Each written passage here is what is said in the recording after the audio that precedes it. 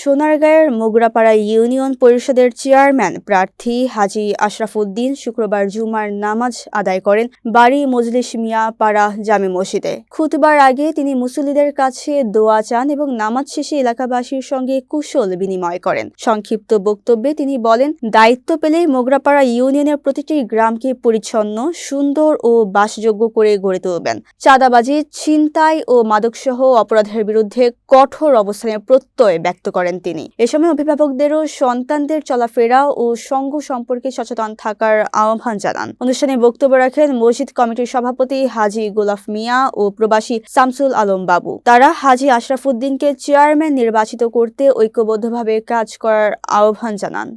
সন্তান হিসাবে, ভাই হিসাবে আমি আপনাদের পাশে থাকবো। এবং আরেকটা কথা বলি, আমাকে যদি আল্লাহ কোনোদিন কবুল করে মোগরাপাড়া ইউনিয়নের চেয়ারম্যান হিসাবে, আমি অবশ্যই এই বাড়ি মসজিদ গ্রামটাকে আমি সুন্দর করে সাজাবো ইনশাআল্লাহ।